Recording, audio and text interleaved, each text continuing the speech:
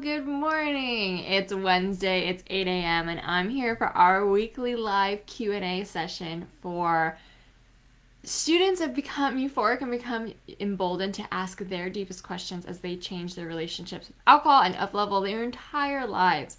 And I have two really amazing questions today that I'd love to address that I think would be really, really helpful. And the first is really when you take a break from alcohol, we expect it to be really, it will make us feel so much better. We're going to feel really good and obviously, hopefully euphoric and really happy. But there's also this period of time where we can have really, really intense emotions, even anger, even sadness. And so if you're taking a break from alcohol and you find yourself in these raw, very intense, very emotional stages, listen up because I have some great tips to share with you about how to deal with that. First of all, we just have to understand what is happening to the brain as you take a break from alcohol.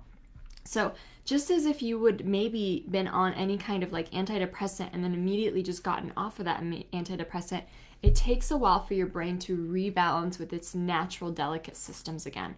Because alcohol affects our neurotransmitters so heavily, it depresses many of them, and then we have these counterbalance activities in our brains that try to make everything kind of homeostasis. That means when you remove the alcohol, all of a sudden what your brain got used to, it needs to get used to something different. And so it could be pumping out different levels of neurotransmitters for a while until you find a good balance and feel really just at peace and happy again. It's also super normal to feel very intense, raw, even painful emotions because in essence, alcohol numbs those emotions.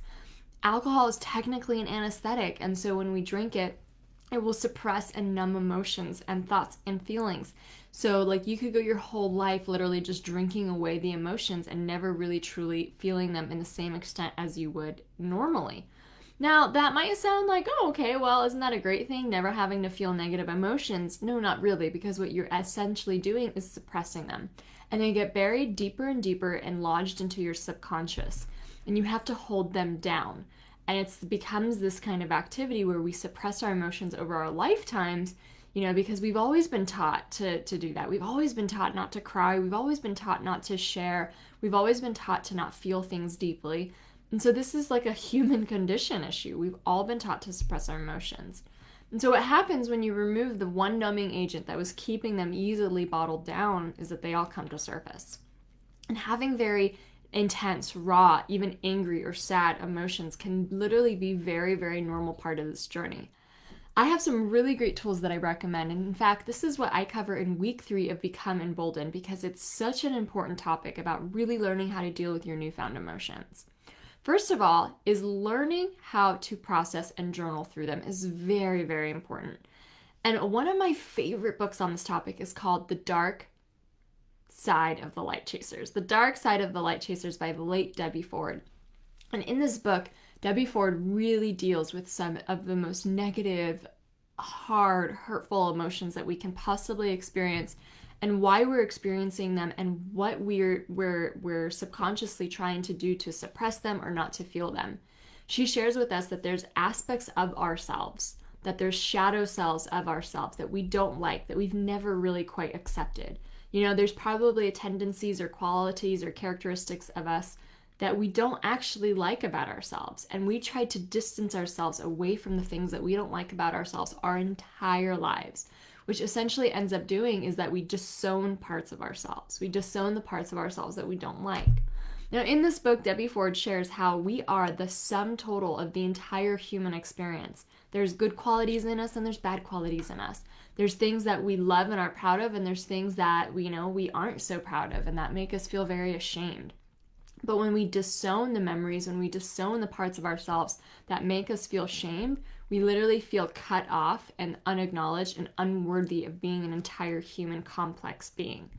And so I love this book as a really great starting point to start to really get down to the subconscious root of some negative emotions, because if there's parts of ourselves that we don't like or that we've been disowning our whole life, that takes like a journaling practice to really work through. Even a therapeutic or coaching practice could be very, very helpful for that. as we are coming to accept ourselves, to really love and forgive ourselves for everything, that's when we start to take all the pieces of ourselves that we didn't like and we start accepting them as one umbrella of the entire human experience. You might also find this tendency playing out in your life when you notice other people who rub you the wrong way.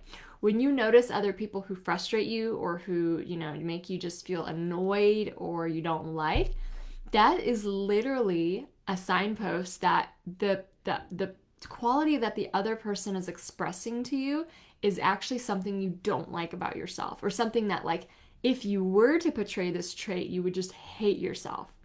And so that is another mechanism in how this comes up. And so The Dark Side of the Light Chasers is such a good book to read because it's going to help, like, in a very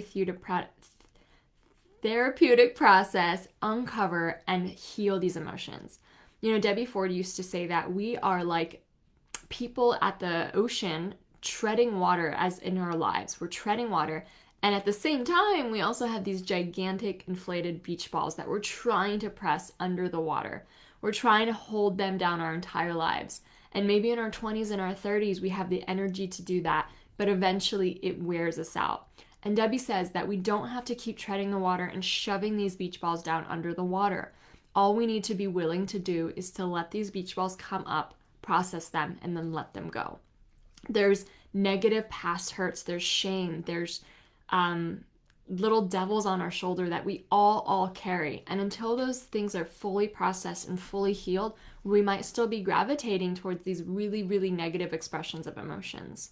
So that is a wonderful idea to get that book and start using that process to help you manage any intense and raw emotions. Another thing is just recognizing that this is a normal phase of, taking a break from alcohol and trying other ways of expressing your emotions that might feel good for you. I did a video a few weeks ago about 4 of my favorite ways to express and manage emotions, because emotions are a normal part of living. And when we get used to suppressing them all the time, we essentially cut off the part of ourselves that's trying to share with us what we really want and enjoy. So when you feel negative emotions all day, like, what if that's a sign from our deeper souls of, like, okay, well, this situation doesn't make me happy, or this part of my life needs fixing, or I really want to change something here.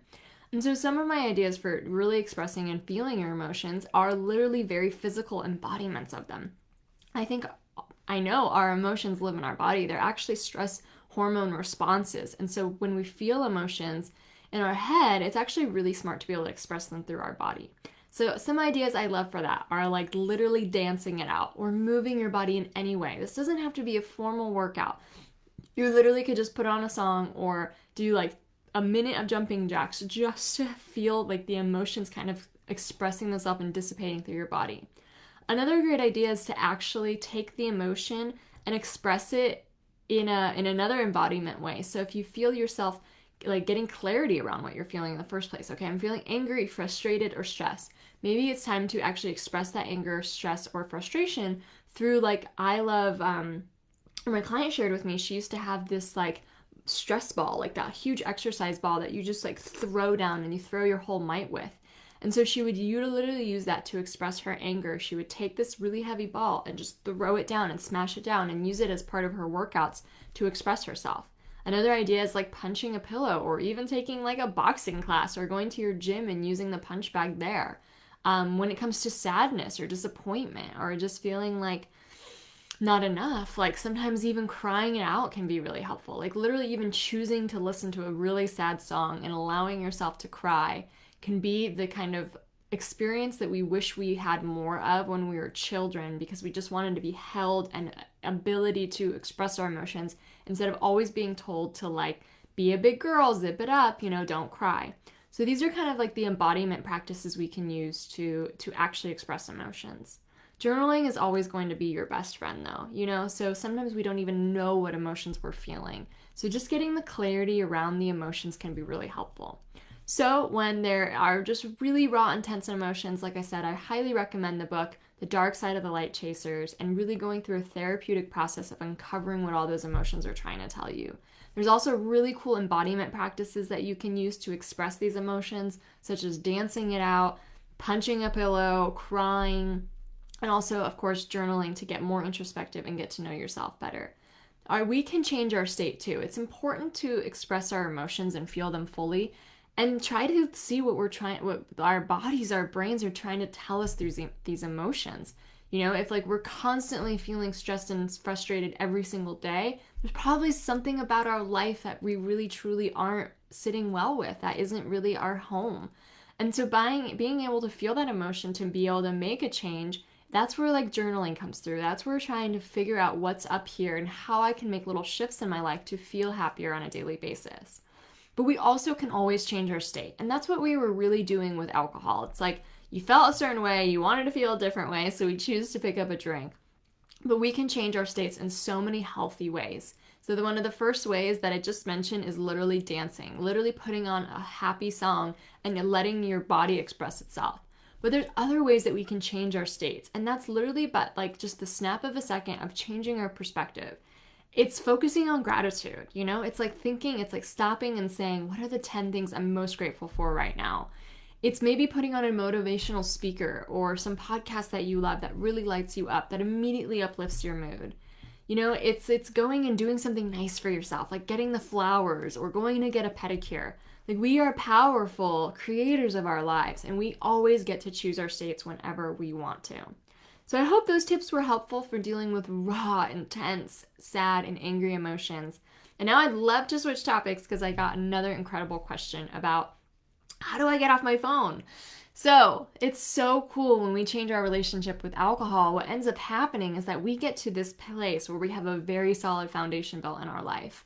And now all these other things, all these other areas of our life that we want to get better and to up level are now fair game. They're on the playground, and we are the magical creator to be able to change whatever we want. We see the kind of belief change it takes to transform a relationship with alcohol, and it gives us the confidence and the courage to say, well, if I want to change this in my life, I could do that. If I want to focus on my health now, I can do that. If I want to focus on building stronger relationships, I can now do that. If I want to focus on a passion project like a business or a book, I can now do that. So it gets really, really exciting when you start seeing, the possibilities of all this endless change in front of you. Endless growth, really. And growth is the number one human need. So when you're in a stage of growth or always looking to grow, you will always feel fulfilled. So when you notice that you also maybe are on your phone too much and you don't want it to take away from your presence, you don't want it to take away from your family time, you don't want to take it away from your own creativity or passion projects or even just sense of reflection and introspection, I have some great tips for you about, really digital minimalism in this sense. My podcast co-host and I did an episode back in 2019, I believe, about digital minimalism, which is really like this idea of, ensuring that technology and social media, especially in our phones, don't become these other forms of distraction that are always present in our lives. It's like you come home from a hard day from work and you pour a drink. You could just as easily come home from a hard day at work and sit on your phone and scroll forever. It's kind of doing the same thing. It's just distracting ourselves from our negative emotions. So when it comes to digital minimalism, first I'm going to talk about the boundaries and kind of the tips or hacks that we can use to really start to put some guardrails around how we use our phones. And I'll be talking about phones because that's the most ubiquitous thing that we really use over computers or anything else. So sometimes having rules about when you use your phone for pleasure can be really important. So for example, I know many people will not use their phones an hour or two even before bed. It goes somewhere else. It goes somewhere to charge. It goes somewhere where it's out of sight, out of mind, and that you really have that time to maybe do some personal development work, maybe to do some reading, some other forms of really growing yourself, or maybe spending time with the people that you love. So there's kind of boundaries and rules that you can make around when your phone is actually within your reach and when it's not. Another really great idea is to actually take off any kind of apps that you're using that aren't very, you notice that they're not helping you be productive or they're not very fulfilling on your phone. So when you remove things like Facebook or Instagram or, whatever it is, if it's a game or something like that, off of your phone, even if just for that day, and you can always add it back the next day, it can really help, make that boundary about, okay, I'm not going to be on my phone on social media all this time. I'm not going to use it. I even have one of my friends just got a text and call phone only. And so her normal phone she uses as a camera and when she needs to use the internet, But when she goes around and she's really just living her life, she's using this like this older phone that just has text and call, because she really wanted to be like, I decide when I use my phone. I control the phone usage, not the other way around, where the phone comes in our lives and then we immediately start scrolling and stuff like that. Like I am hardly ever on social media, and that can be kind of strange to say because I obviously am here on social media, and I have Facebook and we have an Instagram page and we post, inspirational and content on these pages.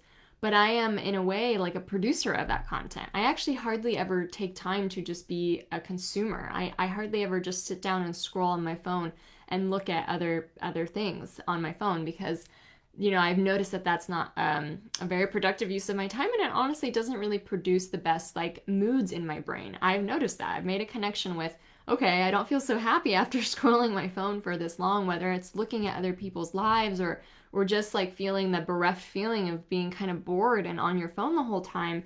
That's just an activity I really don't engage in that often.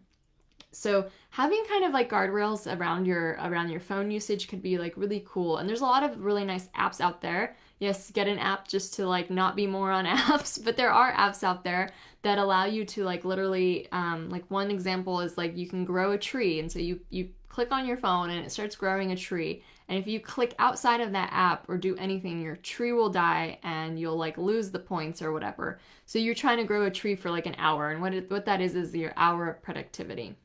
Another great reminder is to like, you don't always have to have the guardrails around your phone. You don't always have to have all these boundaries necessarily and hacks to use with your phone, but understanding what time in your life is going to be used for what.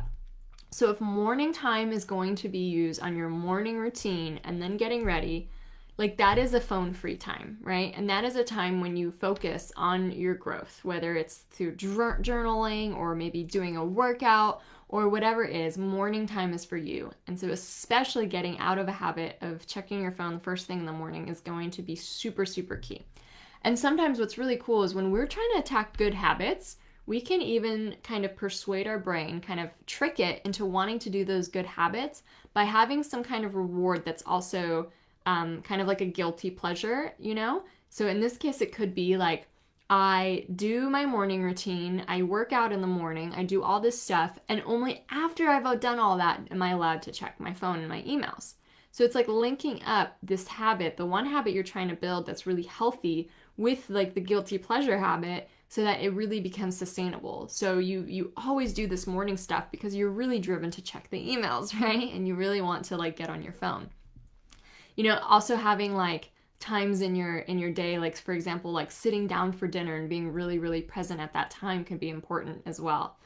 I also love to use nature as a reminder. So sometimes I can tell I get a little restless or bored within my house, and all I have to do is literally just go outside and I get reminded about this like universal energy and this presence that I want to cultivate and this like gratitude I want to have for my life. Going outside and watching the moon, going outside and looking up at the stars, going outside and watching the sunset or the sunrise are some things that I love. And even going outside on a walk with my dog and just looking at the trees and the clouds are those kind of moments that I start to anchor within myself the importance of what it means to be alive and fully present to it. Sometimes I'll even use my hands as anchors. So I'll look down at my 5 fingers and I'll just remember how blessed I am. I think in both of these questions, the ultimate answer here is to refocus on gratitude, to really feel that awe, that sense of wonder, that sense of like appreciation, that sense of grace, because like that is the mindset of pure happiness. When they test the most happiest people in the world and people who actually have it all but aren't happy, the missing link is always gratitude. When we approach life with a sense of gratitude, when we appreciate it, when we are so incredibly in love and amazed with this idea of being on this planet that's spinning around the universe, and somehow all of these conditions are perfect and humans evolved and now we have phones and we have really cool takeout dinners, like it's insane. It's insane how it all happened. And if it happened for a reason, that means that you are here for a reason, that you have a gift to share, that you have something important to do on this planet in this one lifetime. And reconnecting to that deeper why, to that deeper sense of like purpose, that deeper sense of meaning can often like wake us up really quickly from the sleepwalking that we often do in our daily lives. So finding what wakes you up from the sleepwalking, whether it's maybe a meditation practice or a gratitude journaling or going outside in nature or literally just like being super present with your kids and laughing with them and having, a fun time with them, phone free, could be those kind of moments in our lives that we really, really cherish and remember. I do this meditation almost every morning that asks me to remember some of the best memories of my life. And some of the best memories of my life are always around the times that I was fully present, fully enjoying the situation I was in, fully deeply immersed with my loved ones, with my surroundings, and just super enthralled to be alive. My little puppy here, it loves to bark right now. Anyway, I hope that was helpful for both questions I got today. And if you ever need any more support, feel free to reach out to me personally, and I'd love to talk this over in a coaching call because, we are not meant to go through all of this alone. There is so much incredible wisdom out there about how we can all up-level together, how we can live our best lives, and how we can really do it from a place of passion and joy every single day. It's honoring who we are and honoring our vulnerabilities and some of our negative emotions and making brave shifts around our lives. But it's also, really focusing on how do I create more joy in my life. That's what this entire movement is about, right? It's called euphoric for a reason. First, we change our relationships with alcohol, and then everything else literally can change as we continue to grow and evolve into the people we're meant to be. Thank you so much for joining today. I can't wait to see you next week, and feel free to use the form in your course to pop in a question for next week's live.